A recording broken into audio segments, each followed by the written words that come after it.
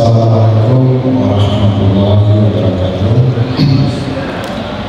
Alhamdulillah, mari kita bersyukur di kesempatan yang luar biasa yang dilimpahkan kepada kita, segala amal yang diberikan kepada kita, sehingga hari ini kita sehat walafiat. Kalau tidak sehat dalam situasi krisis semacam ini, kita tidak sampai ke sini. Dan alhamdulillah saya bisa ke Malang karena saya kira satu-satunya tempat yang saya kunjungi secara offline, memberikan materi secara offline itu Malang. Ya. Karena saya tidak kemana-mana selama 1,5 tahun ini. Jadi ini Malang sangat istimewa. Karena ada sahabat-sahabat di sini, jadi Pak Nurali, ada Bu Tuti, ada Pak Zulfi, ada Bu Muas, ada sahabat-sahabat saya yang lain juga ya, Pak Saifullah, Pak Agus Maimun dan seterusnya ya, termasuk Pak Rektor. Jadi Malang ini mungkin tanpa saya sadari, saya udah kesini sejak tahun 90-an. Pertama sekali saya ngisi di Pasar Sarjana dulu dengan Pak Samsul. Ya, itu tahun lama ya. Dan alhamdulillah sampai hari ini kita menjadi bagian dari proses berkembangnya teman-teman di Malang. Dan pada hari ini juga saya kira sangat istimewa karena Bu Tuti ingin menutup karirnya sebagai ketua itu dengan mengundang kawan-kawan semua ya, untuk belajar penelitian atau untuk membagi cerita tentang penelitian. Karena penelitian itu tulang punggung ya. Tulang punggung, apalagi kalau kita lihat perubahan paradigma ilmu pengetahuan sekarang ini bukan lagi teaching university, tapi sudah berubah paradigmanya itu menjadi apa yang disebut hari ini world class research university. Jadi bukan teaching university tapi research university. Maksudnya apa? Proses pembelajaran yang terjadi di dalam kelas itu harus berbasis pada research. Jadi research lah yang sebenarnya harus kita kuatkan kalau mau teaching itu kuat. Artinya teman-teman kalau mau mengajar dengan baik itu harus punya wibawa dengan membawa hasil researchnya ke dalam kelas. Jadi udah tidak masanya lagi kita membawa cerita dari buku. Ya, dulu kan membawa cerita dari kitab, dari literatur, dari buku yang kita baca nggak cukup. Hari ini pengetahuan tekstual itu harus dipertemukan dengan pengalaman empiris yang kita dapatkan dari research. Nah, jadi itulah yang kita bawa ke dalam kelas. Sehingga apa?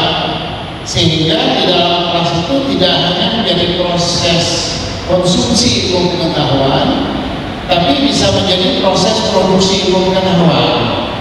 Nah, jadi hari ini kawan-kawan di sini, saya kira ini menjadi kekuatan besar, kekuatan baru di dalam produksi ilmu pengetahuan ke depan. Ya, jadi berpikirlah untuk memproduksi ilmu pengetahuan. Saya menemukan banyak dosen, sudah doktor, tapi tidak punya rasa percaya diri untuk memproduksi ilmu pengetahuan. Kenapa? Karena kebiasaan mengkonsumsi.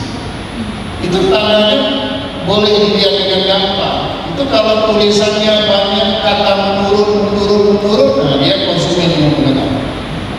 Coba baca artikel yang ditulis oleh seseorang, isinya dari atas ke bawah itu menurut Azumati Azra, menurut Aminatullah, menurut Komarudin Hidayat, menurut Komarudin Amin dan seterusnya, menurut Imam Suprayogo gitu ya. Itu menurut. Nah itu karena apa? Kita nggak confidence.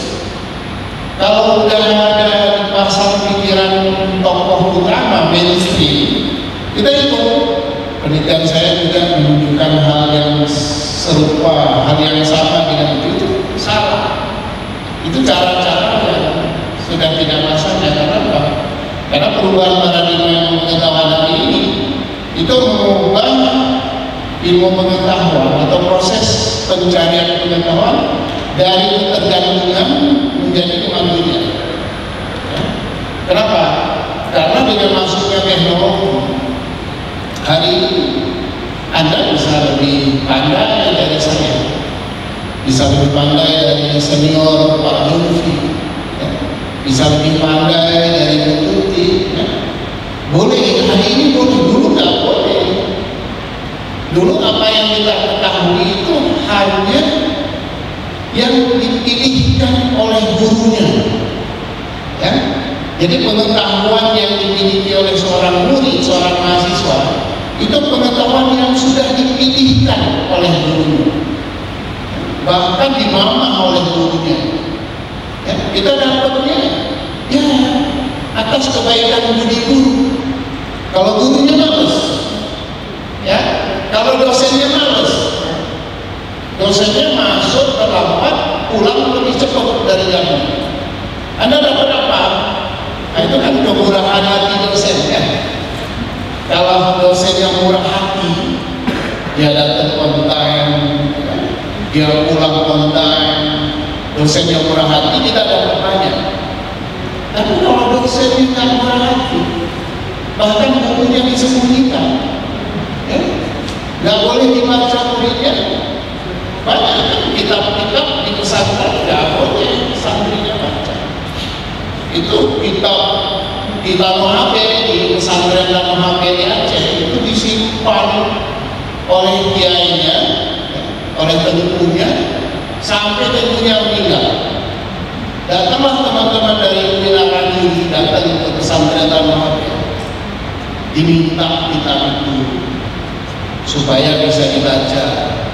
Anaknya dan Umi, istrinya, jadi nyainya itu bilang nggak boleh, ini dari dulu nggak boleh dibaca. Terus teman-teman Winaran ini bilang begini, dia bilang Umi, panggil aja Umi, kalau tidak ada yang baca kitab-kitab Abu ini, karena Abu Tanah HP ya, Tanah HP itu nama tempatnya, itu ilmu Abu itu siapa yang menurunkan? Siapa nanti meneruskan, mewariskan? Generasi berikutnya nanti nggak ada yang ingat lagi. Jadi dengan cara seperti itu, diyakinkan diturunkanlah dari para kita, ya, diturunkan dari para. Itu di universitas kita terjadi. Gurunya hanya memberikan, dosennya hanya memberikan ilmu sejauh dia generous, sejauh dia ikhlas. Kalau nggak boleh murid itu lebih pandai dari dosennya. Zaman saya kalau banyak tanya, saya tahu siapa yang menguji saya. Dibilang begitu ya takut. Tapi kalau banyak tanya, bukan nilainya lebih bagus, nilainya dikasih D, ya, kasih angka. Itu zaman saya kuliah begitu. Nah, jadi hari ini tidak. Hari ini dengan kekuatan teknologi YouTube, ya, dan dengan kekuatan kecerdasan Google, Anda bisa dan boleh hari ini murid mahasiswa itu boleh lebih pandai dari gurunya. Kenapa? Karena proses pendidikan sudah mengalami kemandirian. Jadi sekarang pendidikan kemandirian berbasis pada pribadi. Ya tergantung kita, males rajinnya kita itu aja. Anda kalau rajin bisa mengeksplorasi dunia yang begitu luas, bisa masuk ke seluruh sumber ilmu pengetahuan. Ilmu hitam, ilmu putih, ilmu apa aja ada di sana. Jadi teman saya yang ahli teknologi mengatakan internet itu yang kita eksplorasi itu sudah cuma 10%. Kenapa? Yang 90% itu ilmu bawah tanah, ilmu persenjataan, ilmu perampokan, ilmu hitam. Nah itu ada space-nya sendiri, cyber space-nya sendiri, dengan kode-kodenya sendiri. Orang masuk ke dalam dunia itu. Jadi kita baru mengalami 10%-nya, dan itu juga belum selesai. Artinya potensinya sangat besar. Nah, jadi oleh karena itu hari ini yang pertama sekali saya ingin menyadarkan kita semua, ya, be yourself. Jadi untuk menjadi pandai itu sekarang tidak tergantung orang lain. Ada mau pandai atau pandai, ya, ada malas ya, ada nggak pandai. Ada kalau mau mewakafkan, ya, waktu 1 jam saja sehari semalam, coba wakafkan waktu 1 jam saja untuk menjadi generasi muda yang mengubah dunia. Pertama, mengubah hidup apa? Kalau Anda bisa mewakafkan 1 jam dalam 24 jam, coba curi 1 jam khusus untuk melakukan sesuatu yang penting. Saya membaca, nggak usah dulu bicara yang dulu-dulu, membaca saja. Harus membaca, harus membaca, ya. Saya waktu berangkat ke negeri Belanda itu saya masih asisten. Yang lain kan sudah tua-tua berangkat, sudah berumur semua, baru berangkat sekolah kan, sudah berbuka tua. Jadi saya masih 26 tahun. Saya sudah sekolah ke Belanda. Karena ini saya pikir mukjizat itu nggak ada orang lain yang diberangkatkan pada usia saya pada masa itu di UGM. Saya bertanya, cara saya mensyukuri bagaimana? Ini tuh pertanyaan saya, Ustaz. Gimana saya mensyukuri semua ini? Hal yang saya dapatkan yang juga didapatkan orang lain. Cara saya bersyukur itu gimana? Saya pikir itu berhari-hari. Itu hari-hari pertama saya di Amsterdam masih ingin masih cari di mana tempat beli beras, tempat beli daging yang halal, sambil pikir gimana cara bersyukur. Akhirnya satu malam saya menemukan jawabnya. Jawabnya apa? Itu sederhana sekali. Saya punya jawaban. Saya pun tidak tahu seperti itu. Itu apakah cara bersyukur apa enggak? Tapi saya punya jawaban ini. Saya tidak akan tidur setiap hari, setiap malam itu saya tidak akan tidur sebelum membaca satu ayat. Itu cara saya bersyukur. Itulah yang saya lakukan selama 4 tahun. Setahun saya membaca 360 artikel. 4 tahun. Dan bayangkan saya sekolah yang sedang 4 tahun. Itulah yang hari ini masih ada pada diri saya. Orang sering tanya, ya bagaimana teorinya udah banyak, bacanya gimana gitu. Iya, kalau baca sudah tua ya lama. Ini mumpung kita masih muda, coba baca. Itulah warisan kekayaan saya yang paling utama. Itulah rasa syukur saya tadi. Itulah yang saya bawa pulang ke Indonesia, yang memampukan saya untuk berdiri tegak di gelanggang seminar, di kuliah-kuliah. Semua fakultas hendak saya ngajar pada masa itu harus ditolak. Saya dulu ngajar 12 mata kuliah. Yang hari ini saya sudah punya kekuatan untuk menolak. Maaf. Dulu saya ngajar 12 mata kuliah. Ya. Itu hanya di UGM, tidak di luar. Saya tidak pernah mengajar di luar, ya, kecuali di UIN Jogja. Itu ini ya, ada program-program khusus yang Pak Amin Abdullah itu minta tolong. Saya juga belum.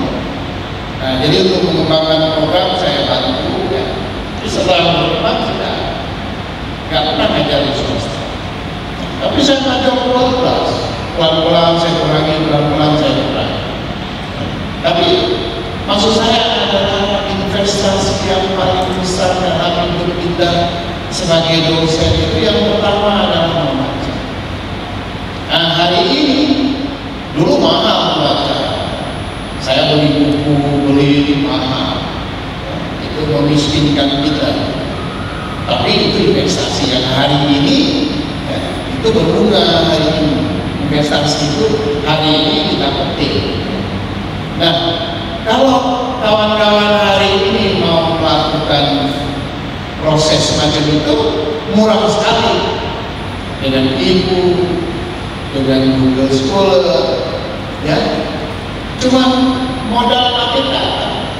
Nah, jadi oleh karena itu saya sering ngobrol sama Ustaz Zulfi ini, ya, syarat yang utama dosen ini jangan kalah dengan tukang ojek, ya. Jangan sampai dosen kalah dengan tukang ojek. Maksudnya apa? Tukang ojek itu sudah lama, dosen itu lama. Jadi jangan sampai kita kalah. Dosen gini-gini ya, pada dosen besok. Bro, mohon maaf, ini kemarin pakai datanya habis. Tukang ojek kita WA langsung balas. Dosen juga kalah. Nah, maksudnya apa? Hari ini kalau kita bikin research, bikin tulisan harus berbasis.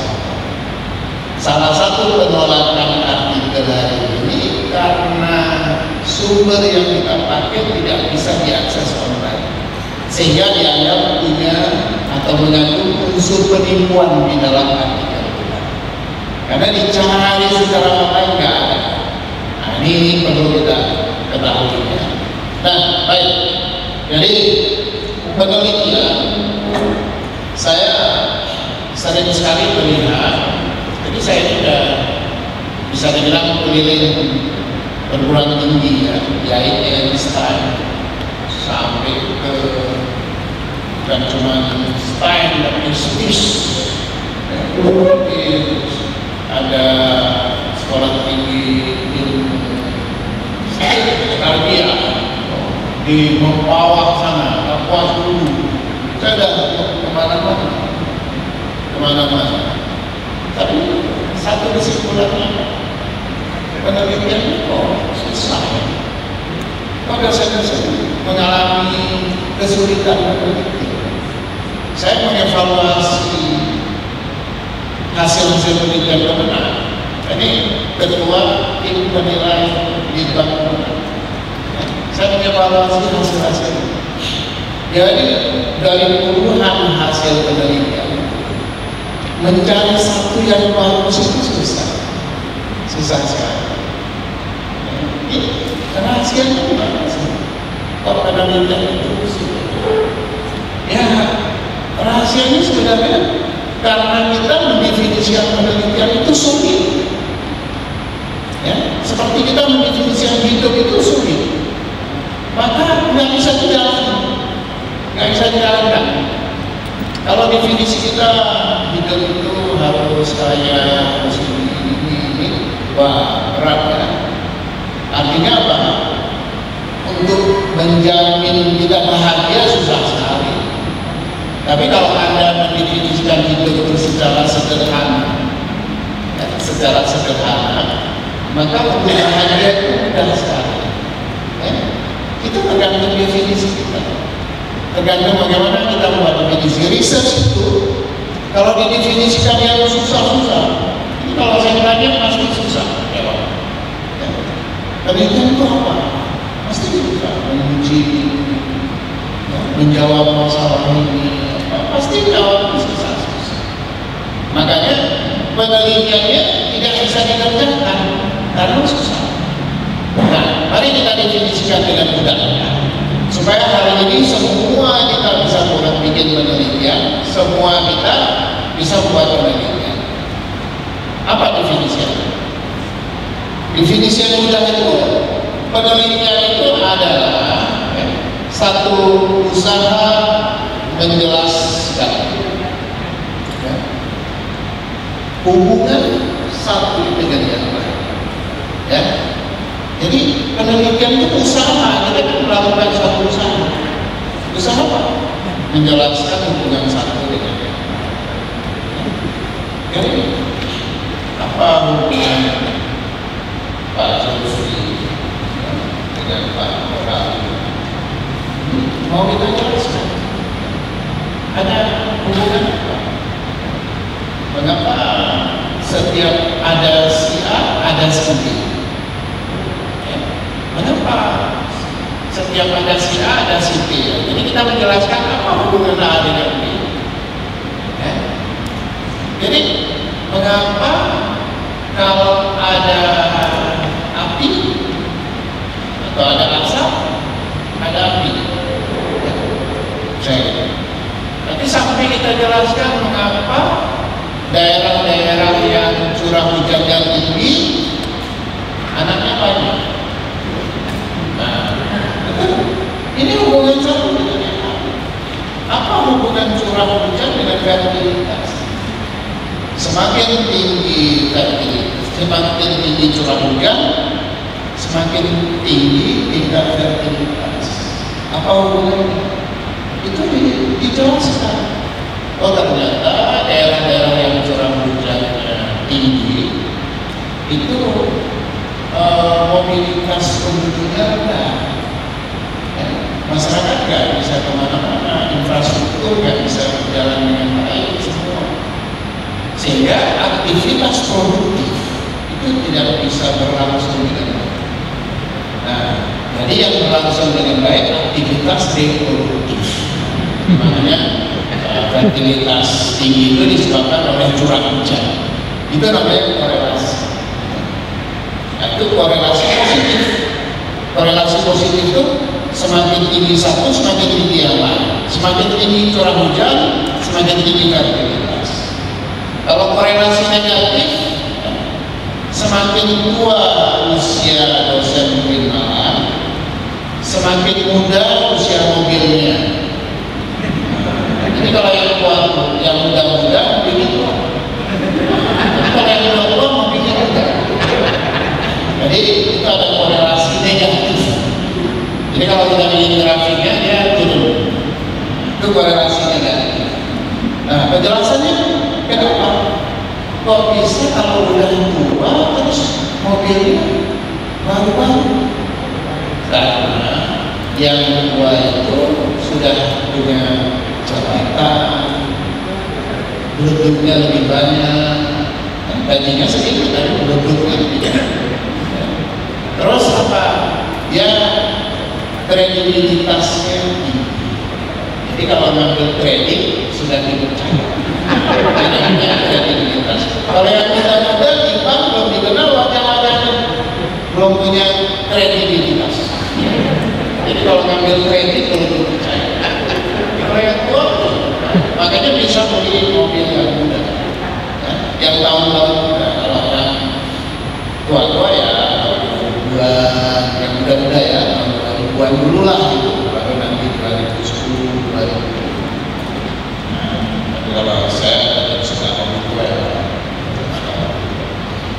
Nah, jadi kembali ke yang saya tadi menjelaskan hubungan satu dengan yang lain. Didefinisikan secara sederhana. Jadi kalau lihat sesuatu langsung cari apa hubungannya dengan apa. Saya ambil contoh seperti kita lihat gerakan sosial, gerakan agama, gerakan apa saja. Apa hubungannya dengan agama?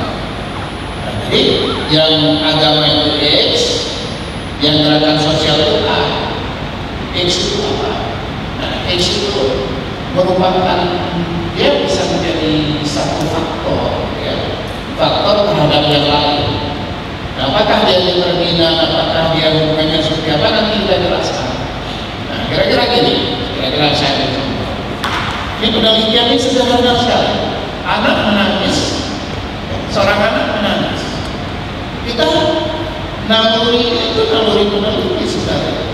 Oh, nangis ya apa sakit itu? Nah, berarti kita sebenarnya sedang menjelaskan hubungan anak menangis itu sebagai A itu dengan faktornya sakit perut.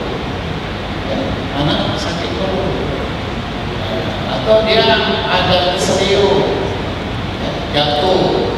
Berarti jatuh itu sebagai faktor yang menyebabkan anak menangis. Ya.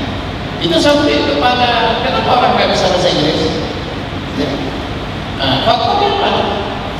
Apakah ada hubungan asal tempat tinggal dengan kemampuan bahasa Inggris? Kira-kira kalau di kelas di SMA atau SMP itu anak dari desa dengan anak dari kota kemampuan bahasa Inggris itu kan? Ya, bisa kan? Kenapa? Keterpaparan anak kota dengan istilah-istilah asing itu biasa, ya, biasa. Terus ada penelitian, anak-anak yang hobi main komputer, yang keterpaparan dengan komputer itu lebih mudah belajar bahasa Inggris dari yang nggak pernah kenal komputer.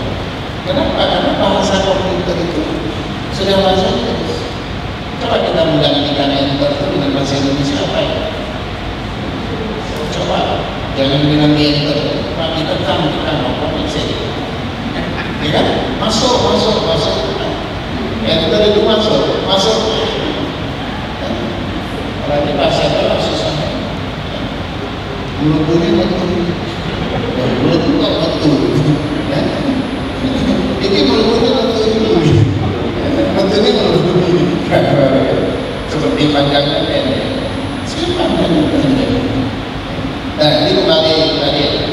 Jadi agama kita melihat sebagai faktor. Nah, mari kita hubungkan ini tes titik darah. Nah, sebelum ke sana, jadi hubungan-hubungan itu tadi yang saya bilang ada namanya korelasi. Di korelasi positif, korelasi negatif tadi, ya, itu terbalik. Itu ketiganya terbalik. Yang atas itu korelasi negatif, yang bawah itu korelasi positif, naik ke atas.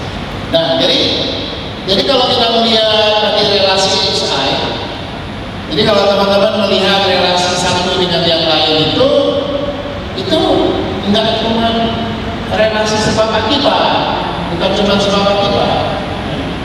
Jadi implementasi satu kebijakan itu berhasil tidaknya disebabkan oleh faktor kepemimpinan, faktor SDM.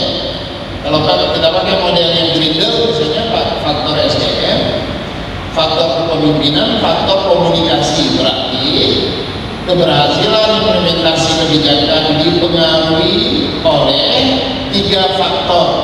1 kepemimpinan, 2 SDM, yang ketiga komunikasi, termasuk koordinasi di dalamnya.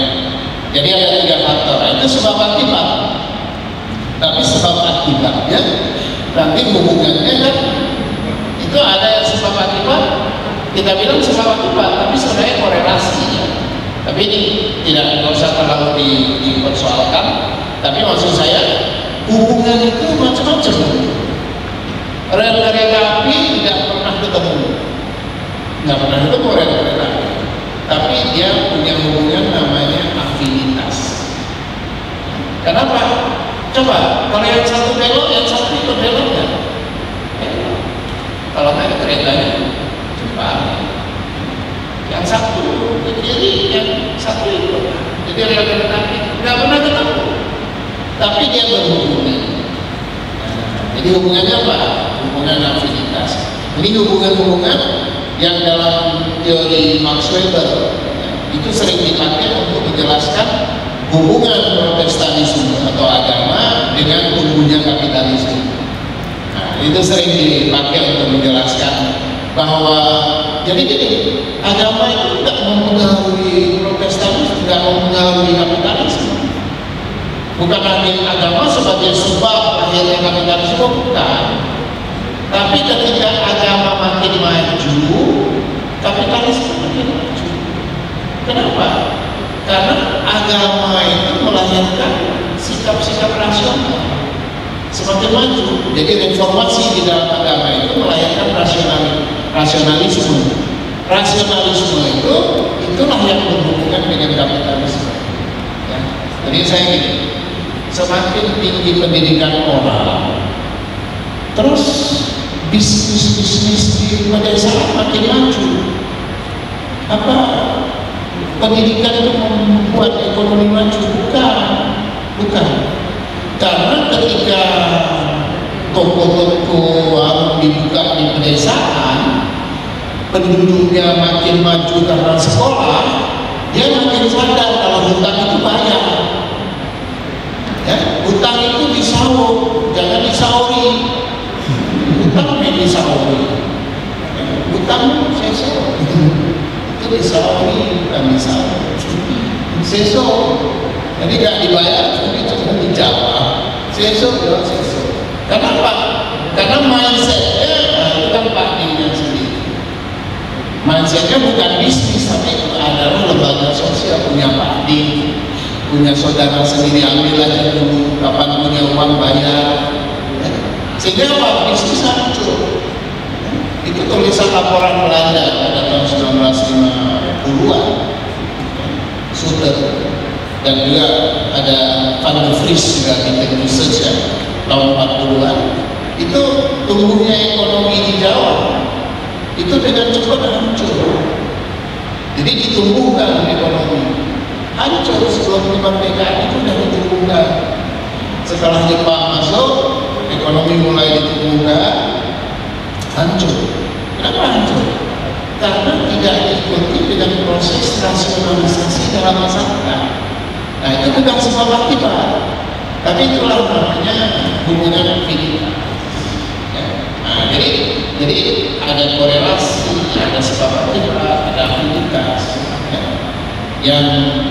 Yang sebab akibat itu ya kita pukul jatuh, itu sebab akibat. Kenapa pelot mobilnya? Ya tadi nabrak tembok masuk, itu sebab akibat. Sebab akibat. Nah, ini itu berbeda ya dengan korelasi-korelasi tadi. Nah, oke, kita kembali ke sini. Ini dulu ya, supaya nanti diskusinya jadi mudah. Penelitian, ya, teman-teman semua, penelitian itu cuma ini. Jadi menguasai lima bunderan ini itu sudah selesai. Menguasai maksudnya apa? Kita tahu perpindahan dari teori ke konsep, dari konsep ke variabel ke indikator, terus ke data. Artinya apa? Kita sedang berpikir itu deduksi logika, ya. Jadi kalau kita berpikir itu dari atas ke bawah itu deduksi logika. Kalau waktu menulis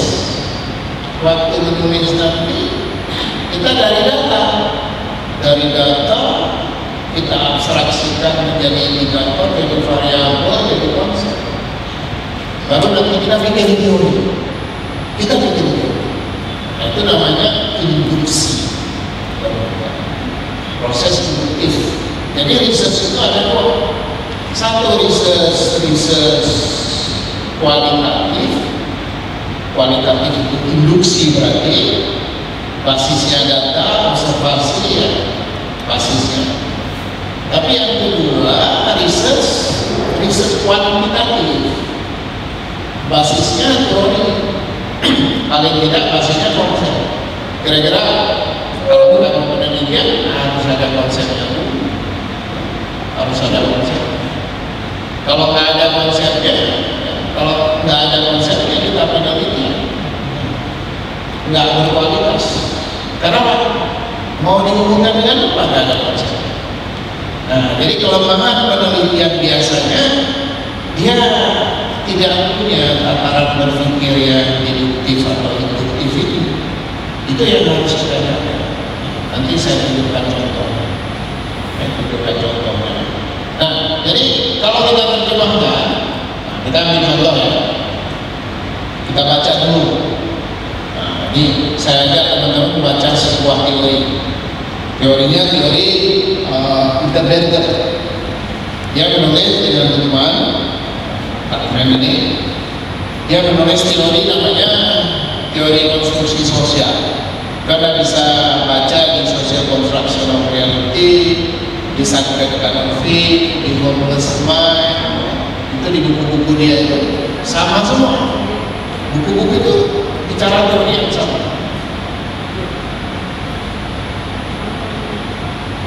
Nah, jadi di dalam teori, nama teorinya konstruksi sosial. Di dalam teori itu kita menemukan apa? Menemukan konsep-konsep. Ya. Jadi ada konsep yang dia pakai. Nah, konsep yang dia pakai apa? Konsepnya eksternalisasi, objektivasi, internalisasi. Nah, jadi eksternalisasi itu proses kreasi, penciptaan. Orang menciptakan sesuatu itu namanya eksternalisasi. Ketika sesuatu yang dia ciptakan, kemudian itu jadi realitas objektif. Nah, setelah jadi realitas, diadopsi oleh semua orang mengadopsinya. Nah, itulah proses namanya social construction of reality. Biarkan memberi contoh cangkul. Jadi kalau kita baca buku itu di social construction of reality itu, dia memberi contoh cangkul. Cangkul itu nggak ada dengan sendirinya. Jadi nggak jatuh dari langit cangkul, tapi dibuat oleh pandai besi. Nah, ketika seorang pandai besi membuat cangkul, itu proses eksternalisasi. Dan setelah cangkul jadi, dia menjadi realitas objektif. Maksudnya apa? Cangkul itu punya daya paksa. Kalau nggak dipakai sesuai dengan aturan mainnya, bahkan kaki sepuluhannya bisa putus. Jadi kalau dia nggak pakai dengan bagus, kaki sepuluhannya bisa putus. Nah, itu namanya realitas objektif. Realitas objektif itu punya daya paksa. Jadi dia cirinya dia punya daya paksa. Nah, karena cangkul tadi punya daya paksa, realitas objektif itu, semua orang dalam masyarakat mengambil cangkul itu, nilai-nilainya, memakainya sesuai dengan aturan main. Itulah namanya internalisasi, proses adopsi. Jadi kalau bicara cangkul, saya jadi ingat seorang petani miskin yang cuma punya cangkul. Cangkulnya itu udah sompel gitu ya, sudah nggak lengkap matanya. Suatu hari cangkul ini jatuh di lembah. Pada saat dia hampir kepleset, cangkulnya jatuh. Nah, kemudian apa? Pak tua ini menangis di pinggir pematang sawahnya itu. Datanglah. Jadi dalam cerita itu datang malaikat menanyakan, kenapa nangis? Nah, terus ini diceritakan, itu kekayaan saya satu-satunya itu jatuh. Terus oleh malaikat ini dikasih cangkul, dikasih cangkul perak, bagus sekali. Nggak mau dia bilang, jangan, cangkul saya itu cangkul, walaupun jelek-jelek itu yang punya saya, ini bukan punya saya. Akhirnya malaikat bawa cangkul emas. Cangkul emas dibawa, dikasih ke dia, nggak mau dia, ya, nggak mau. Jadi dia bilang, enggak, saya yang punya saya itu ya, yang butuh itu yang ini. Akhirnya dikembalikanlah cangkul dia, dia sedih sekali.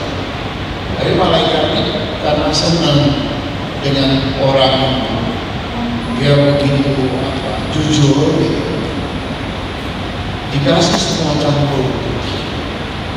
Jadi dia dipaksa untuk menerima semua cangkul itu atas hadiahnya. Ya. Nah, dia petani miskin, Nah, sudah selesai ceritanya. Kali lain berikutnya itu istrinya yang terperosok ke lembah itu karena membawa minuman makanan nganter ke tempatnya. Jadi di sawah itu istrinya terperosok. Nangis lagi ya. Itu malaikat yang sama datang. Dan terus, loh ini apa lagi kok nangis lagi? Istri saya malaikat. Istri saya satu-satunya, nggak cantik istri saya itu, tapi dialah yang menemani saya susah senang. Oleh malaikat dibawa cutari. Wah, bukan katanya. Bukan ini terlalu cantik. Saya ini petani miskin yang satu urus. Minta dikembalikan itu. Nah, malaikat datang lagi bawa kuda maya. Pak Tani ini pikir sebentar, dia bilang, ya sudahlah, malaikat ini saja. Malaikat marah sekali sama Pak Tua ini. Kenapa kalau campur urusannya bisa sederhana, kenapa sampai kepada istri kok milih ya? Nah, Pak Tani punya alasan. Tunggu malaikat, saya ini petani miskin. Coba malaikat bayangkan, kalau ini pun saya tolak, nanti malaikat kembalikan istri saya, tiga-tiganya malaikat kasih ke saya, gimana ngurusnya? Makanya dia milih satu. Karena cangkul kan semuanya dikasih, nanti semuanya dikasih. Petani miskin yang sangat mengurusnya, jadi satu aja. Dia milih satu, milih dia. Oke, jadi ini kita turunkan ya. Jadi coba lihat teorinya, ini cara menurunkan dia ya. Nah, kita turunkan ke sini. Nah, kita lihat. Jadi kalau kita baca sebuah teori, kita turunkan. Ini teori apa saja? Jadi teori konstruksi tadi diturunkan jadi eksternalisasi. Jadi eksternalisasi. Nah, coba sekarang kita turunkan lagi. Nah, diturunkan lagi. Diturunkan lagi. Jadi maksudnya apa? Variabel yang diturunkan dari konsep-konsep itu. Nah, variabel-variabelnya. Eksternalisasi variabel itu. Ya. Jadi kalau kita lihat dari variabel-variabel itu, maka dia merupakan apa tadi? Deduksi ya, deduksi logika. Nah, kalau diturunkan lagi jadi apa? Nah, indikator-indikatornya. Nah, inilah. Jadi kawan-kawan semua, kalau kita udah mampu menurunkan dari satu teori ke konsep ke variabel indikator, kita udah canggih researchnya. Ya. Karena apa? Karena yang kita tanyakan itu adalah indikator nanti. Waktu kita penelitian, kita tanya aktornya siapa, itu jadi data, ya kan? Aktornya dari mana, karakteristiknya, latar belakang sosial ekonominya, pendidikannya di mana, dulu sekolah di mana, ya? Keluarganya siapa, dan seterusnya. Nah, itu jadi data. Sehingga penelitiannya punya data yang kaya. Masalah utama di dalam laporan penelitian yang saya baca itu nggak punya data. Itu masalah utama. Kenapa nggak punya data? Ya isinya cuma cerita si peneliti. Yang diceritakan itu kesan si peneliti, kesan. Jadi misalnya gini, kesan kalau orang yang kiai yang diteliti itu sudah tua, tapi penelitinya ditanya umur kiai berapa, nggak tahu. Kenapa? Nggak pernah dia tanyakan berapa umur? Nggak punya tanyakan. Kenapa? Dia nggak punya struktur berpikir semacam itu. Nah, inilah kelemahan research kita. Kita tidak punya struktur berpikir yang sistematis di dalam membuat research. Seolah-olah research itu ada judul, pergi ke lapangan, tanya-tanya, pulang tulis. Nggak bisa begitu. Research harus punya konsepnya. Sehingga yang dibangun berupa data tentang apa? Data tentang aktor siapa, karakteristiknya, latar belakangnya, keterlibatannya, dasar keterlibatan, apakah keturunan, apakah karena pendidikan, atau karena pertemanan dan seterusnya. Agensi yang dipakai apa? Apakah masjid sebagai agensi atau sekolah, atau pengajian-pengajian yang menjadi agensi? Nah, kemudian maknanya, jadi kita harus melihat nilai value yang ada di dalamnya apa. Itu sebagai indikator. Nah, keterampilan ini yang miskin kan, ini harus dilatih. Ini bagian yang penting sekali, karena kalau ini selesai, gampang sekali meneliti. Gampang sekali meneliti. Saya beri contoh ya. Saya kasih contoh gampangnya gimana. Tadi ini saya kasih contoh. Kalau kita menulis di sini apa? Konstruksi. Kita menulis sebuah hasil penelitian ini. Konstruksi budaya atas tradisi Islam. Ini tradisi budaya atas tradisi Islam. Apa yang kita ini? Maulid Nabi.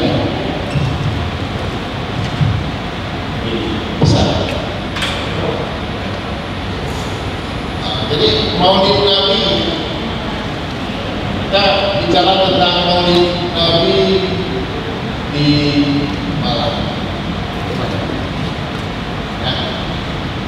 Dan kita mau nulis, kalau satu-satu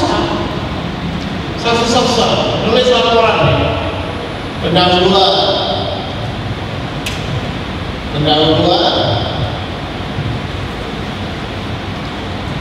Nah, yang kedua, bab kedua, objek material. Nah, ini objek materialnya apa? Objek materialnya ini pada sini. Jadi Maulid Nabi. Kita deskripsikan Maulid Nabi. Jadi bagian kedua ini objek material. Nah, yang ketiga, keempat, kelima, ini tulis laporan penelitian. Ini konstruksi ini kita turunkan. Konstruksi diturunkan ke sini. Turunkan ke sini. Konstruksi itu. Ya, karena Berger bilang tadi konstruksi itu ada 3, maka bab 3-nya kita nulis eksternalisasi. Ya. Ini objektivasi, di sini internalisasi.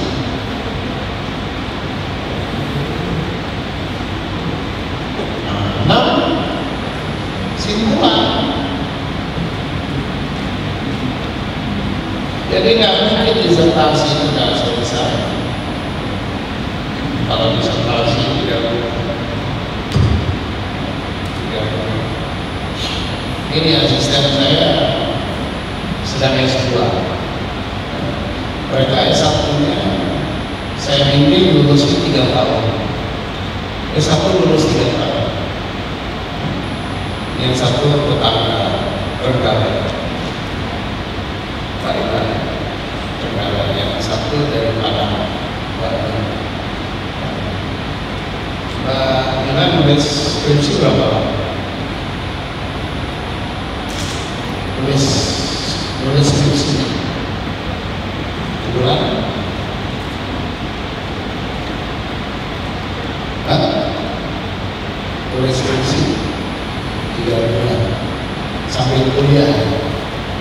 Jadi nulis skripsi sampai kuliah di semester terakhir, ya, sambil kuliah dia nulis 3 bulan sampai ujian. Jadi 3 tahun selesai. Sekarang sudah S2 dan saya proyeksikan 1 tahun nanti lebih sedikit dan bisa ujian. Sekarang lagi nulis tesis S2. Jadi dalam 4 tahun setengah itu sudah selesai S2, S1, S2 selesai.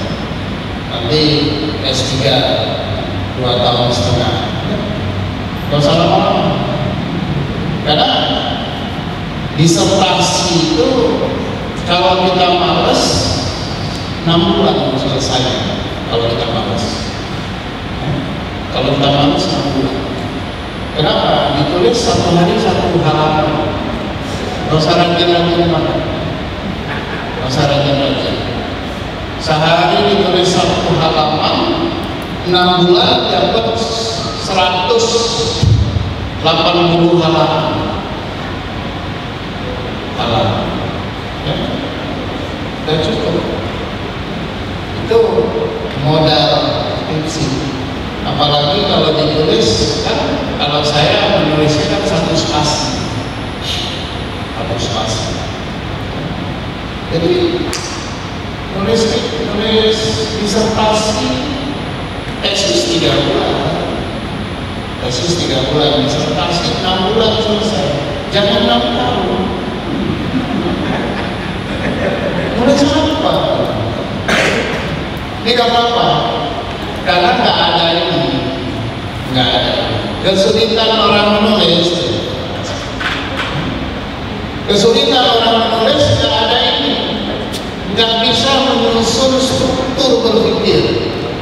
Strukturnya ganti-ganti, ubah-ubah gitu. Ini sekali dibikin tidak ada yang mampu mengubahnya. Jadi kalau udah dibikin seperti ini, siapa mau dibalik? Nggak bisa, karena logikanya nggak dapat. Jadi saya dulu direktur pasca UGM, saya bikin standarisasi, dan sampai hari ini bimbingan saya mulai S1 sampai S3 itu kalau saya udah bikin struktur skripsinya, tesisnya, disertasinya, belum ada penguji yang bisa mengubah strukturnya loh ya, struktur.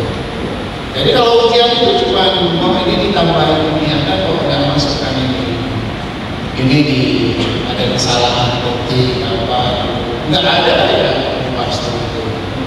Kenapa? Karena struktur itu bukan kita bikin, itu struktur keilmuan yang itu universal. Cuma tidak semua orang paham itu aja. Tidak semua orang menguasai. Karena ini kan fondasi akademik yang nggak bisa kita. Misalnya gini, saya ambil contoh ya, struktur. Pada struktur itu individu, keluarga. Jadi kita bagi 1, 2, 3 itu komunitas. Kalau udah kita bikin struktur sendiri, orang bilang jangan keluarga dulu. Coba habis individu, komunitas, baru keluarga. Itu secara ini nggak bisa. Karena bangunannya itu begini. Bangunannya begini. Dari yang itu meso ke makro, mikro, meso, makro. Nggak bisa kita lakukan kecuali dibalik bisa. Gimana kalau kita bicara komunitas dulu atas salah satu? Nah itu bisa komunitas, keluarga, individu. Tapi nggak bisa komunitas, individu, keluarga, nggak bisa. Nah itu yang saya maksud struktur. Jadi kalau kita udah mengerti struktur berpikir, itu nggak ada yang bisa kalian bisa menggantikan, nggak sampai. Pembimbing, penguji nggak sampai. Nah itulah pentingnya struktur deduksi logika yang sedang harus dari teori ke konsep variabel indikator data. Nah, kalau kita udah punya itu, menulis itu mudah sekali. Menulis itu mudah sekali. Nah, isinya gimana isinya? Kan udah ada tadi kan. Jadi isinya eksternalisasi isi. Tinggal isi. Nah, itu kan kita udah bicara isinya. Eksternalisasi berarti bicara aktor, bicara agensi, ya. Nah, bicara agensi, bicara nilai. Nah, tinggal kita masukkan objektivasi fakta sosial. Kita masukkan fakta sosial, basis legitimasi yang menjadikan dia realitas objektif itu apa basis legitimasi? Yang menyebabkan seorang lurah itu diterima. Basis legitimasi apa? Keyakinan dari masyarakat bahwa lurah itu harus ada ini, harus ada mbahnya dulu lurah. Kalau enggak, bukan gubernur. Jadi dan itu dikuatkan oleh Pranata. Pranata itu kelembagaan kota. Jadi orang ada legitimasi dari situ. Nah, internalisasi juga gitu. Nah, jadi di sini internalisasi prakteknya. Praktek artinya bagaimana bentuk adopsi nilai itu, responsnya, dampaknya. Apa maksudnya ini? Ya, kalau menulis jadi laporan penelitian, ini tinggal jadi 3A, 3B, 3C, 4A, 4B, 4C, 5A, 5B, 5C. Selesai kan tulisannya. Ya. Jadi itulah pentingnya struktur berpikir. Waktu nulis laporan, nulis disertasi, nulis tesis, itu enggak jadi persoalan. Coba kita uji yang lain. Kita uji yang lain supaya kita punya ini. Nah, sekarang kita mau bikin sebuah penelitian perubahan sosial. Judulnya ini kita mau bikin sebuah penelitian, judulnya perubahan sosial. Ini perubahan sosial di mana? Intinya perubahan sosial. Intinya adalah perubahan sosial. Nah, apa yang harus kita pikirkan? Kembali kita pikirkan perubahan sosial itu, kita harus lihat sosial ini apa? Sosial itu. Jadi kalau sosial kita turunkan, nanti ada kasus kan? Kita turunkan sosial. Nah, kita turunkan kan satu pendahuluan tadi ya.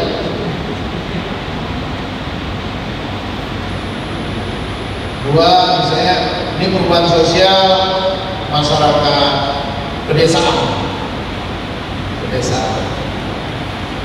atau dalam kasus tertentu. Berarti ini duanya masyarakat pedesaan sebagai kasus pedesaan. Nah, teori perubahan sosial ini kita turunkan ke sini 3, 4, 5. Apa perubahan sosial? Nah, yang pertama itu adalah perubahan struktur. Perubahan pertama relasi sosial. Yang kedua perubahan kelompok sosial, pengelompokan, pola pengelompokan, perubahan pola tempat tinggal berubah. Karena masuknya perumahan ke situ orang biasa udah harus pindah ke bagian tinggi itu namanya kekelompokan sosial. Terus di sini stratifikasi, yang dulu miskin jadi kaya setelah jual tanah, dia bisa bangun rumah besar, terus jadi modal, kemudian bikin bengkel dan seterusnya. Stratifikasi sosialnya berubah, sehingga perubahan sosial itu kita definisikan menjadi relasi sosial, kelompok sosial, stratifikasi sosial. Nah, kalau begitu, kesimpulan artikel Sinta 2 ini ditulis satu malam selesai. Ini siang saya tunjukkan caranya. Maju tidak tahu. Nah, ini sudah. Jadi struktur berpikirnya semacam ini. Nah, penelitian itu tidak bisa dilakukan dengan baik kalau ininya belum selesai dulu.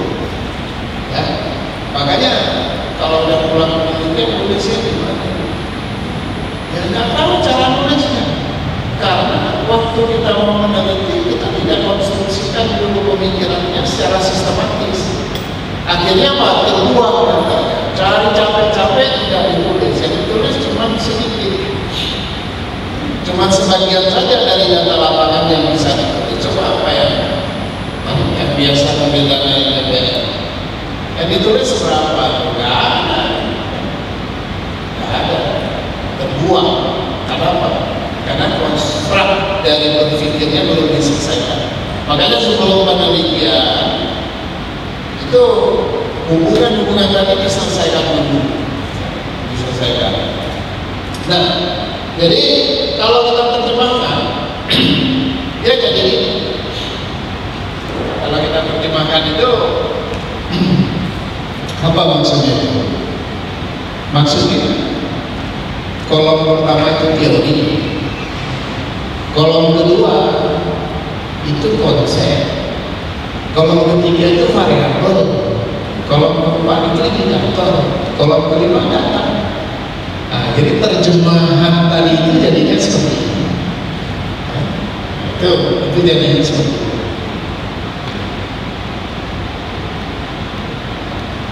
Jadi maksudnya kenapa dibilang masalah penelitian itu teori? Ya karena masalah itu selisih nilai antara teori dan kenyataan, antara yang seharusnya dengan yang sesungguhnya. Jadi kalau nggak ada selisih nilai, ya bukan masalah. Jatah kita 1 juta dapat 1 juta, nggak ada selisih, nggak ada masalah. Tapi kalau jatah kita 1 juta, tapi kita terima 900, itu jadi masalah. Itulah namanya masalah.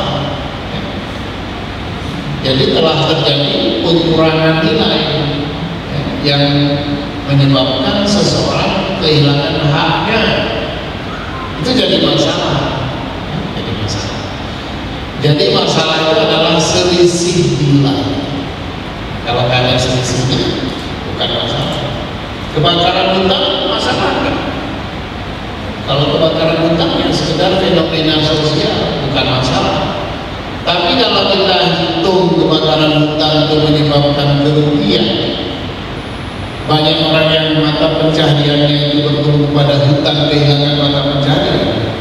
Hutan itu menyebabkan banyak orang kemudian sesak nafas. Nah itu masalah. Kenapa ada selisih nilai?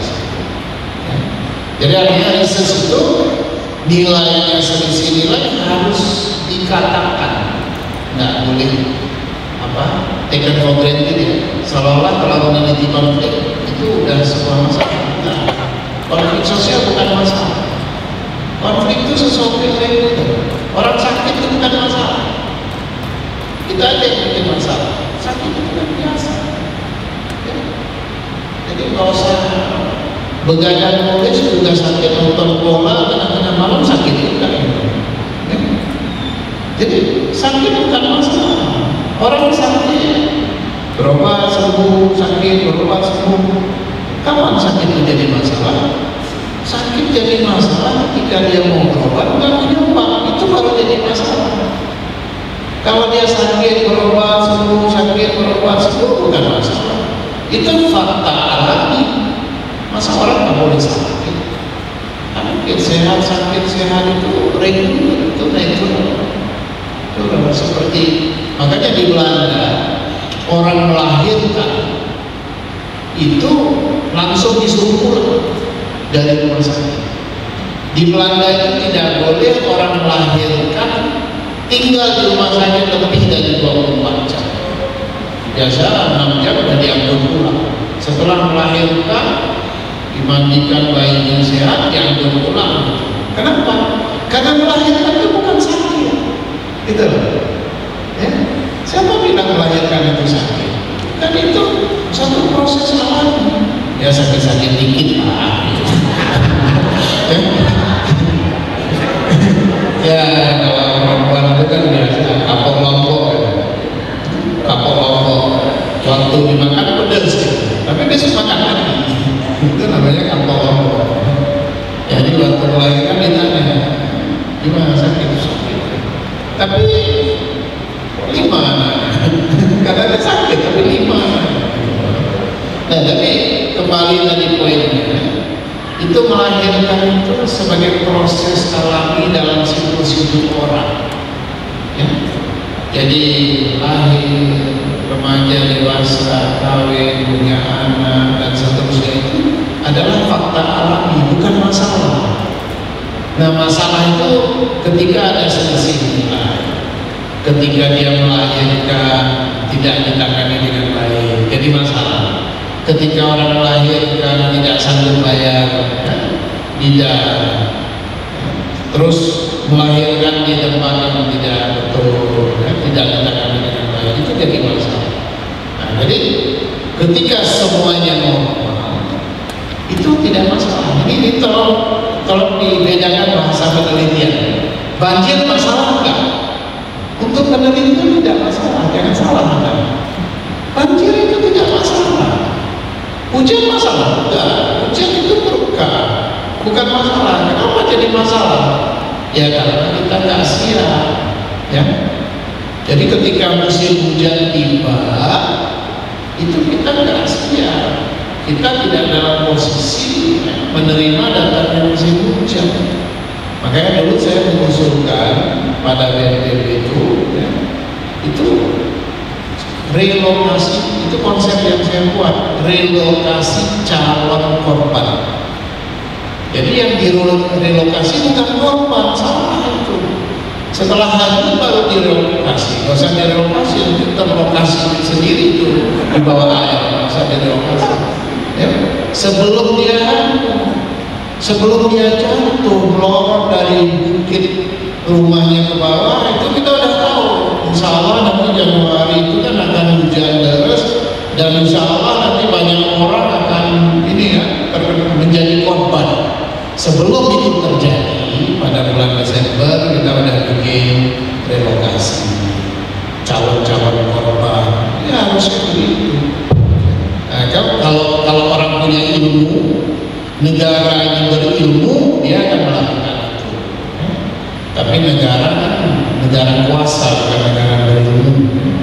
Jadi paradigma negaranya berbeda, bukan pro-poor, bukan welfare state, tapi ini authoritarian state, misalnya seperti itu, berbeda. Oke, kalau saya masuk ke sana. Jadi kembali ke sini.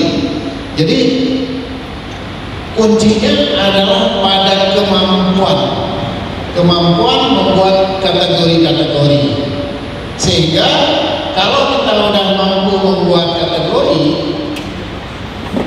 sambil contoh lain,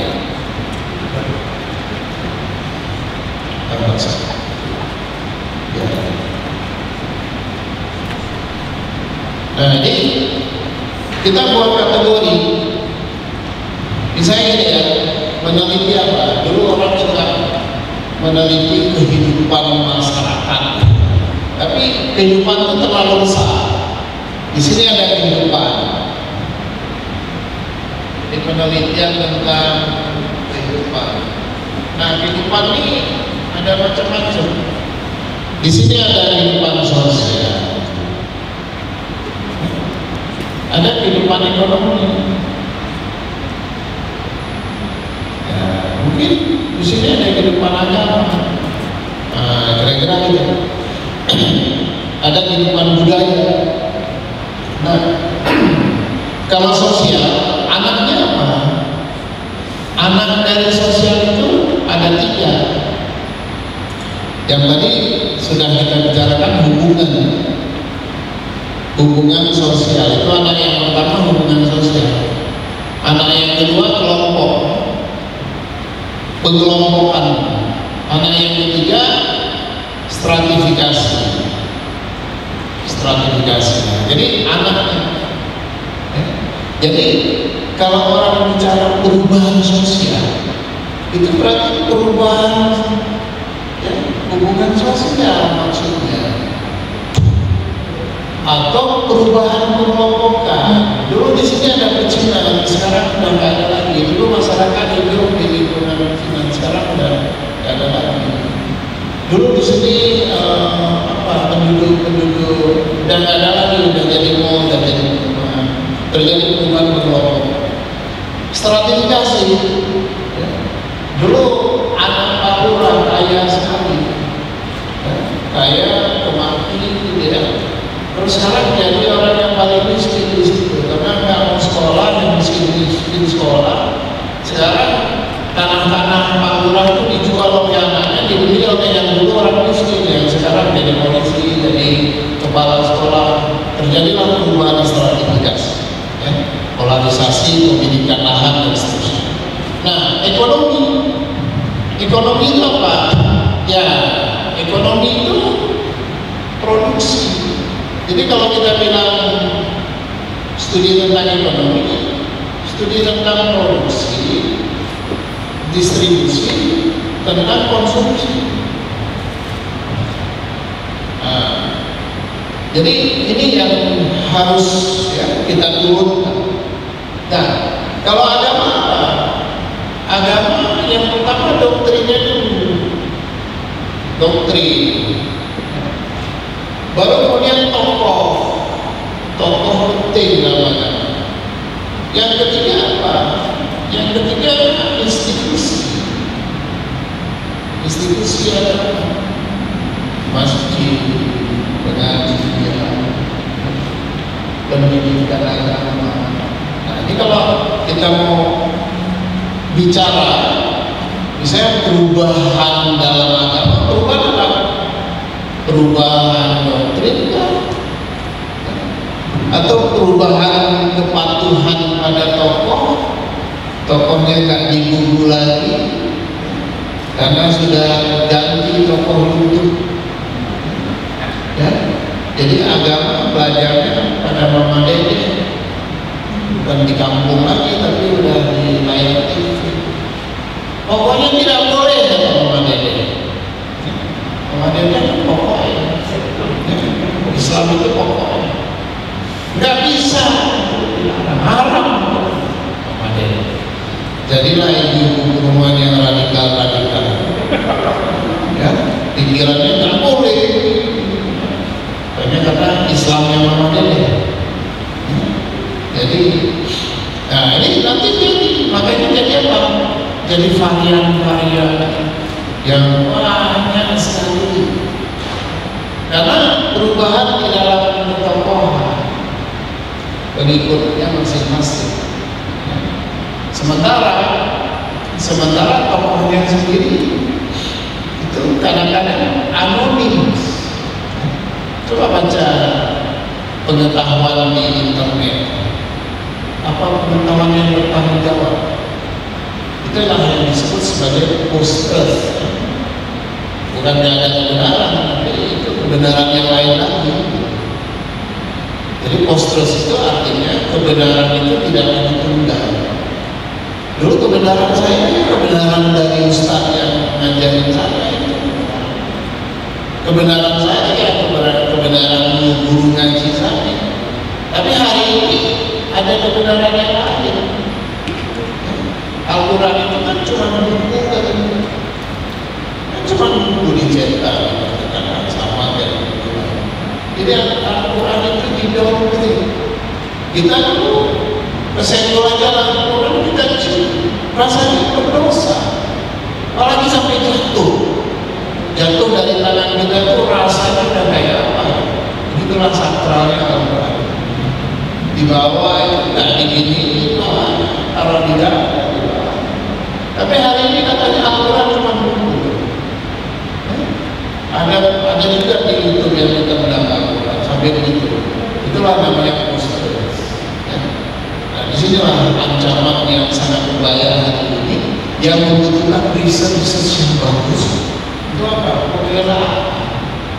Pembelaan pada kebenaran, pembelaan pada agama. Itu dari TV yang Tuhan begitu kejam. Tapi kita ngaji Tuhan nggak kejam begitu ya. Tapi kalau lihat di TV Tuhan itu Maya bisa keluar larang. Jadi apa pula ya di Maya waktu dikemudikan keluar apinya dari kuburan nggak bisa dikemudikan, macam-macam. Kenapa? Agama berubah menjadi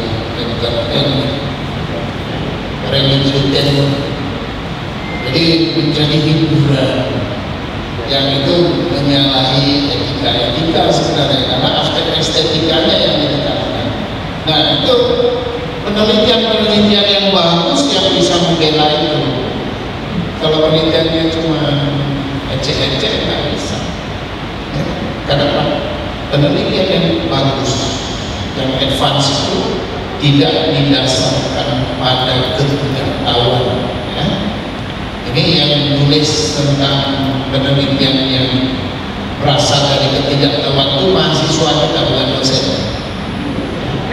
Jadi jangan ada dosen menulis tujuan penelitian itu untuk mengetahui. Itu berarti Anda berangkat dari ketidaktahuan.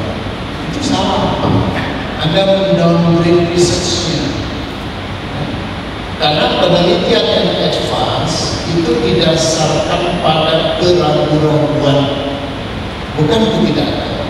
Makanya penelitian yang bagus itu menguji apa? Menguji hubungan X dengan A. Menguji apa hubungannya? Bagaimana hubungan X dengan A? Bukan untuk mencari tahu, bukan untuk mengetahui, itu menguji. Jadi kalau kita ingin nanti kalau kirim proposal ke Kementerian Agama, jangan pakai kata untuk mengetahui, untuk menganalisis, untuk menguji, itu harus sedikit lebih advance. Karena untuk mengetahui hasilnya apa? Hasilnya pengetahuan. Enggak, kita nggak mau menghasilkan pengetahuan, bukan sekedar itu. Penelitian yang bagus itu melahirkan wisdom, ya. Fatwa. Jadi penelitian yang bagus akan melahirkan wisdom yang memampukan kita membuat fatwa melalui research. Fatwa tentang apa? Memperbaiki kenakalan remaja, fatwa mengatasi tingginya tingkat perceraian, fatwa untuk mengatasi menghambat perkawinan usia dini, fatwa untuk memecahkan masalah konflik komunal. Itu harus melalui riset yang bagus. Nah, riset yang bagus, ya syaratnya ada di sini. Mari kita tuntaskan. Jadi kita kembali ke poin tadi, agama dan gerakan sosial. Ya. Nanti bisa kita ini, nanti bisa kita ubah. Nah, mari kita lihat. Jadi hubungan X dan Y itu ada. Jadi tanda tanya. Maksudnya apa? Maksudnya ada variabel antara X dengan Y itu supaya tidak pokok dia ada variabel antara. Nah, antaranya apa? Nah, ini tadi antara, ya. Agama itu melalui apa? Sekolah.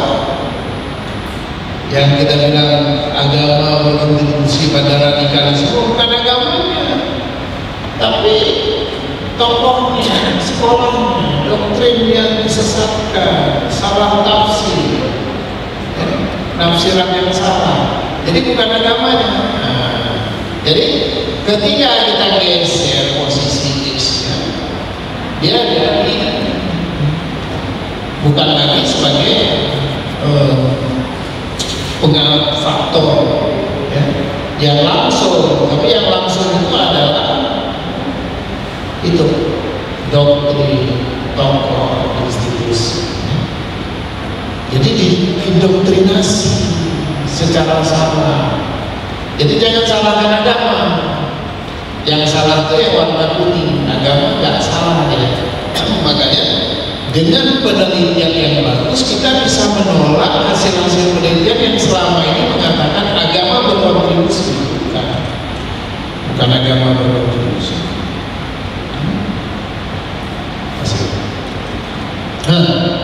Jadi kita lihat, kita teruskan ya. Ini jadi teman-teman, ini tadi dia yang kuning itu namanya variabel antara, nanti jelaskan. Nah, jadi saya tambah bunderan lagi, itu infrastruktural, struktural, dan kultural. Infrastruktural, struktural, dan kultural. Apa maksudnya? Konteks. Jadi agama nggak mungkin itu melahirkan doktrin-doktrin yang radikal kalau tidak ada prakondisi. Nah, maksudnya prakondisi apa? Ya misalnya gini, daerah-daerah yang maju itu berbeda di hubungan agama dengan radikalisme. Kenapa di daerah urban misalnya berbeda dengan daerah rural? Ya. Kenapa di negara, ya kalau kita ambil contoh aja, di negara yang maju, mengapa hubungan itu tidak terjadi? Nah, itu artinya konteks. Nah, kita selalu mengatakan begini, hal yang terjadi di satu tempat tidak terjadi di tempat lain, atau yang terjadi di suatu tempat tidak bisa terjadi di semua tempat. Saya kita ambil contoh ini, kenapa Solo radikal, Jogja tidak? Nah ya contohnya, kenapa Solo bisa melahirkan pesantren yang konon kamarnya radikal? Kenapa Yogyakarta punya pesantren juga, tapi pesantrennya tidak radikal? Pesantren yang sangat terbuka. Kenapa? Jadi bukan pesantrennya yang jadi masalah, tapi konteks kultural, konteks infrastruktural, konteks struktural. Misalnya kalau struktural, nah ini tidak semua berlaku ya. Jadi nanti kita uji yang mana berlaku. Kalau Solo perbandingan dengan Jogja itu konteks strukturalnya. Karena dulu secara struktural Raja Solo itu kong kali kong dengan Belanda, sementara Raja Jogja dia melawan memerangi Belanda dengan rakyat. Kalau Raja Solo dia kong kali kong sama kolonial, menindas rakyat. Kolonial pergi, posisi kolonial itu digantikan oleh Cina. Jadi yang menindas rakyat kemudian adalah Cina bersama Raja Solo. Makanya Keraton Solo itu bisa dibakar oleh rakyat. Keraton Jogja nggak bisa. Kenapa? Karena konteks historisnya berbeda. Nah itulah yang namanya struktural. Relasi-relasi struktural antara rakyat dengan raja di Solo dan Jogja itu sangat berbeda.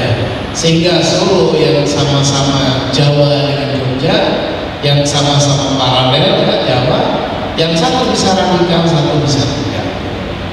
Nah, kalau ada pesantren yang radikal, pesantren itu merupakan manifestasi dari konteks yang radikal. Jadi memang masyarakatnya radikal. Kita tahu pesantren itu kan tempat dulu itu tempat bersembunyinya orang-orang yang diselamatkan dari apa? Dari ketidakmampuan negara, dari mahalnya biaya pendidikannya, yang harus dibayar. Jadi itu kan pesantren itu tempat kita sekolah kalau kita kamunya dulu. Sekarang kalau tak punya uang kan bisa masuk sana. Pesantrennya mahal-mahal, terutama di Malang mahal sekali.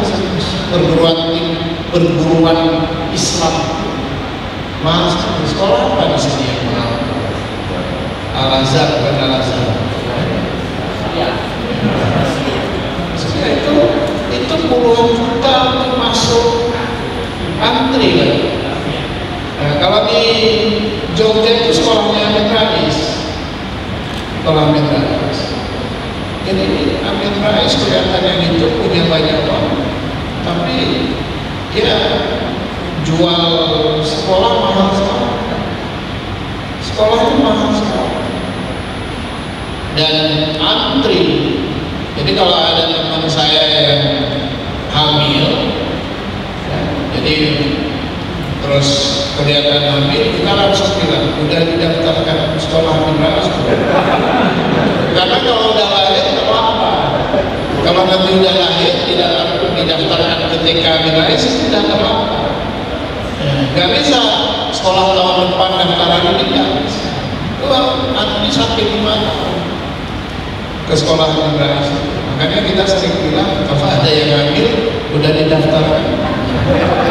Karena nanti terlambat, kalau udah lahir terlambat. Iya, haji nunggu 20 tahun. Nah itu, makanya daftar dulu lah. Waktu muda daftar dulu. Oke, jadi kita lengkapi ya. Nah, coba kita lihat. Jadi ada 5 bunderan ya. Ini penting. Karena apa? Disinilah letak kemampuan berpikir. Jadi teman-teman, saya ini spesialis dulu saya spesialis melatih untuk pemenangan kompetisi riset. Jadi keahlian saya itu mengajari orang memenangkan kompetisi-kompetisi riset. Nah, jadi ketika orang lain cuma punya dua bunderan, kita punya 5, makanya kita menang. Ya, jadi cara memenangkannya itu kita punya buletan yang lebih banyak dari orang lain. Karena orang lain di proposalnya cuma bilang agama dan gerakan sosial. Nah, di proposal kita enggak. Proposal kita definisikan sedetail mungkin hubungannya, sedetail mungkin. Sehingga kalau dibaca proposal kita nggak bisa dibandingkan dengan proposal orang lain. Dan itu pernah saya uji di ya, jadi di Tulungagung memenangkan kompetisi, ya ini Palombo memenangkan kompetisi di Kemenang. Itu ini saya ajarin cara menulis. Saya kalau di Kementerian Pendidikan sudah di blacklist, nggak boleh ambil dana riset karena semua dana udah pernah saya menangkan. Akhirnya saya dipanggil disuruh duduk di sana meriksa proposal, nggak boleh lagi mengajukan. Jadi kalau saya gemes kepingin neliti, saya pakai nama orang lain. Karena saya pakai nama Profesor Nasibur, Profesor Hediah Saputra, saya pakai. Karena saya ingin meneliti sesuatu tapi nggak boleh kan. Akhirnya saya ajak mereka untuk meneliti. Kita kerjakan nggak boleh. Karena semua akhirnya apa? Akhirnya saya cari dana di luar negeri. Terakhir saya menang di Inggris di Mondelez International, itu pabrik coklat terbesar di dunia di Inggris. Saya menang 1,5 M. Penelitian di Lampung, di Kolaka dan di Guru, 3 lokasi. Itu terakhir saya menangkan. Tapi sekarang saya pensiun. Saya bilang daripada saya mencari research, bikin research, lebih baik saya ajarkan orang lain aja research. Dan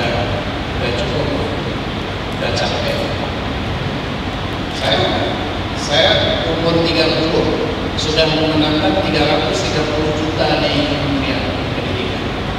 Saya sampai dipanggil oleh senior-senior, Anda masih muda sekali, sudah kaya. Karena saingannya itu Surwani Mangkudilaga, John Roniporo, nama-nama yang menang-menang, Irwana Kulas. Dan kita tahu, saya baru pulang doktor, saya menang. Pada tahun itu juga saya menang di Toyota Foundation untuk penelitian Asia. Hanya 4 orang yang se-Asia saya menang dengan riset tentang privatisasi Islam. Nah, bayangkan saya udah nulis privatisasi Islam tahun 94. Salah satu tulisan saya itu diterbitkan di Winsa tahun 95. Di Winsa ada tulisan di Fakultas apa? Karena waktu itu Pak Husam itu lagi belajar sama saya. Pak Husam itu bimbingan saya promotornya Pak Husam. Jadi waktu itu saya ke Winsa minta tulisan, saya kasih tulisan. Di tahun 94 saya udah nulis privatisasi Islam. Jadi bagaimana komersialisasi terjadi dalam misalnya naik haji ya, umroh tapi kok lewat Turki, bahkan lewat Roma, kan lewat ini. Jadi ini Islamic tourism. Jadi tahun segini saya sudah bicara Islamic tourism pada masa itu. Nah ini jadi cara menangkan itu nanti kita lihat ya. Nah ini coba kita lihat. Jadi variabel yang kita pakai dalam penelitian itu biasanya orang cuma pakai variabel dependent dan variabel independen. Makanya selalu kan agama sebagai faktor yang menyebabkan terjadinya radikalisme. Nah itulah yang biasa kita baca. Itu karena dia tidak mendefinisikan research dengan baik. Nah itu yang perlu kita lawan. Nggak benar. Bukan agama yang mempengaruhi radikalisme, tapi tokoh agama, institusi, doktrin, ada penafsiran yang salah, ada manipulasi agama, dimanipulasi oleh orang, bukan oleh agama tapi oleh orang oknum yang memanipulasi sehingga menyebabkan seolah-olah agama bukan. Nah kita ini misleading, kesasar kita kalau nggak tahu struktur berpikir akademisnya. Nah jadi coba kita lihat dari situ. Nah mari kalau kita lihat, nah, ini hubungannya di situ X dan A. Nah, itu konteks global. Jadi artinya dalam hubungan-hubungan itu ada konteks lokal dan ada konteks global yang perlu kita jelaskan. Nah ini yang paling penting Bapak Ibu, coba lihat isinya. Itu adalah deduksi logika tadi. Yang saya tadi bilang deduksi logika, nah itu deduksi logika. Apa itu? Jadi konteks struktural itu menjadi paradigma yang mendudukkan agama dalam posisi tertentu, yang agama kemudian menjadi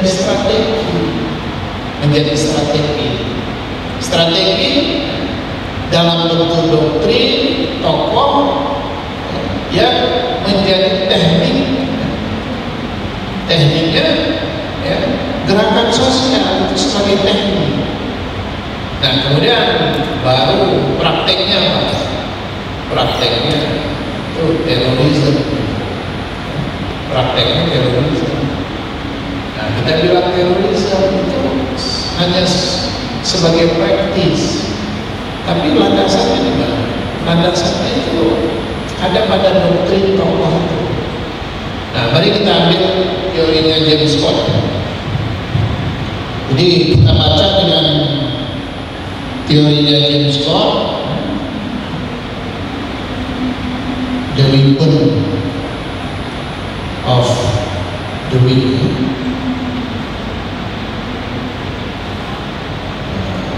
Ini teorinya James Scott. James Scott ini menulis buku bagus sekali, macam-macam tulisan, peasant resistance, moral ekonomi petani, tulisannya yang terkenal, moral ekonomi petani udah diterjemahkan. Tapi dalam tulisan The Weapon of the Wicked itu agama itu bisa menjadi senjatanya orang kalah. Ya. Jadi kalau orang kalah, agama itu bisa tajam. Ya. Tapi kalau orang menang, agama itu damai. Sama seperti etnis itu dia jadi konflik etnis. Iya, jadi konflik etnis kalau itu di tangan orang yang kalah. Coba di Malang ini, kalau ada orang Bugis dari Sulawesi Selatan, dia menjadi mahasiswa di sini, dia baik-baik saja, berprestasi, lulus dengan baik, dia dapat kerja di tempat yang baik, hidupnya baik, dia lupa kalau dia Bugis. Bugis nggak ada apa-apanya, nggak ada artinya.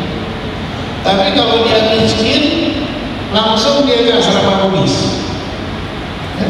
Kalau dia nggak dapat kerja atau dia ada masalah, langsung melapor ke orang-orang Bugis. Ya? Kalau dia kepepet, kejepit, dia cari di mana ada orang Bugis. Nah, itulah namanya the weapon of the wicked. Ya, agama itu bisa jadi senjata itu di kalangan orang yang kalah. Nah, makanya sebenarnya agama di sini, kalau kita baca dengan teorinya James Scott, dia weapon, dia senjata, dipakai sebagai senjata oleh orang-orang yang kalah. Nah, makanya kalau kita berpuasa, jangan bikin ada orang yang kalah, coba bikin semua jadi pemenang. Gak ada itu radikalisme kalau semuanya pemenang. Makanya apa? Sesuatu yang dijamin oleh sebuah sistem itu adalah sesuatu yang penting, ya. Yang kita jamin itu yang disebut sebagai certainty. Jadi jangan uncertainty. Kita hidup penuh dengan uncertainty, ditompok orang, ya. Nanti bisa kerja nggak ya? Nanti ya, kalau ngurus pangkat lancar nggak ya? Hidup kita penuh uncertainty. Kenapa? Sistem sosialnya itu, ya, itu tadi sistem sosialnya diskriminatif, segmentif, tidak egaliter, tidak terbuka, temboknya terlalu tebal untuk ditembus. Nah, jadi misalnya kita lihat ke Amerika, lihat ke Eropa. Kalau saya hari ini pergi ke Amerika, saya lihat sebuah pabrik. Ini saya mengunjungi sebuah pabrik di Idaho, itu dekat Seattle. Saya masuk ke pabrik, saya kaget. Kenapa?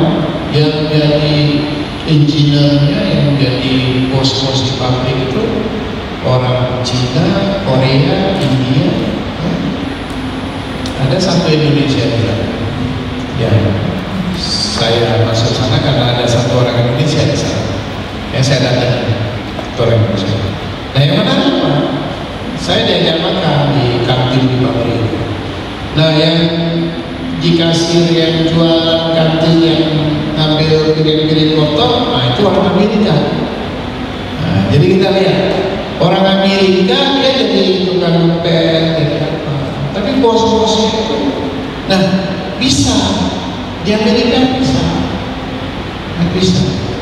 Anda kalau masuk pesawat Garuda, ketemu nggak pramugari yang berkulit hitam?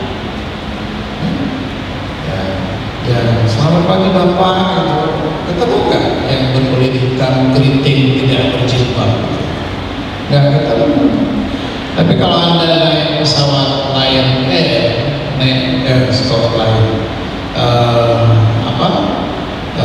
pesawat AirAsia atau Seal Air yang Singapura, begitu kita masuk pesawat kaki maci orang lain, begitu kita di dalam, kita lihat lalu lalang orang India, nanti yang halo fasten seat belt dan sebagainya itu orang Cina, dialeknya dialek Cina. Bisa Cina, India, lalu Melayu bisa ada di pramugara di situ. Kenapa di Garuda nggak bisa? Itu artinya ruang kita masih sempit sekali bagi multikulturalisme. Jadi nanti kalau bapak-bapak, ibu-ibu sudah masuk pesawat Garuda ketemu orang Papua, Ambon di pesawat Garuda, berarti kita udah berubah. Ya itu kan. Kalau belum, berarti kita ini masih